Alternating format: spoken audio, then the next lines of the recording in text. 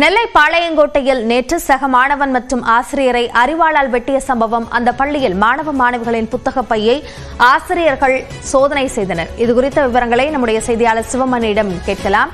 சிவமணி, இது தொடர்பாக, இந்த சம்பவம் தொடர்பாக அந்த பள்ளியில் என்னென்ன நடவடிக்கைகள் எடுக்கப்பட்டு வருகின்றன? இந்த புத்தகப்பை சோதனை என்பது எப்படி நடக்கிறது? விவரங்களை பதிவு செய்யும். வினயா திருநெல்வேலி மாவட்டம் பாளையங்கோட்டையை சார்ந்த மிக முக்கியமான பள்ளியாக விளங்குகிறது இந்த ரோஸ்மேரி மெட்ரிகுலேஷன் பள்ளி. ஏற்கனவே பல்வேறு கிளைகளுடன் செயல்படுகிறது. 1000க்கும் மேற்பட்ட மாணவ மாணவிகள் இதில் பயின்று வருகிறார்கள். இந்த சூழலில் நேற்றைக்கு 8ஆம் வகுப்பு மாணவர்களிடையே ஏற்பட்ட மோதல்ல அரிவாள் விட்டு ஒரு சக மாணவன் மற்றும் ஆசிரியருக்கு விழுந்ததுல இருவரும் பாறையில் இருக்கக்கூடிய தனியார் மருத்துவமனையில் சிகிச்சை பெற்று வருகிறார்கள்.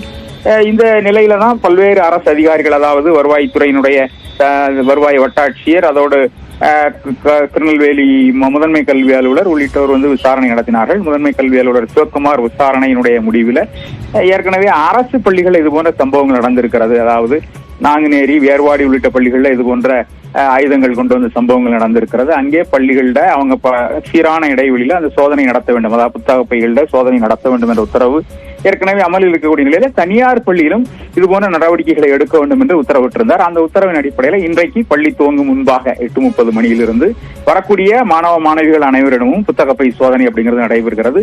பள்ளியின் வெளியே வாசலில் நடைபெறாமல் அவர்கள் வகுப்பு வாசல்ல இந்த சோதனை நடத்தப்படுகிறது. அவர்களுடைய பையை திறந்து பார்த்து பையில ஏதேனும் ஆயுதங்கள் கொண்டு வந்திருக்கிறார்களா, தேவையற்ற பொருட்கள், அதாவது படிப்பிற்கு தேவையற்ற பொருட்கள் வேற எதுவும் கொண்டு வரப்பட்டிருக்கிறதா, மாணவர்கள் ஒழுங்கின நடவடிக்கைகள் ஏதேனும் ஈடுபடுகிறார்களா என்பது குறித்து விரிவான இந்த சோதனை அப்படிங்கிறது நடத்தப்படுகிறது. உடற்கல்வி ஆசிரியர்கள் மட்டுமல்லாது வகுப்பாசிரியர்களை கொண்டும் இந்த சோதனை அப்படிங்கிறது நடத்தப்படுகிறது.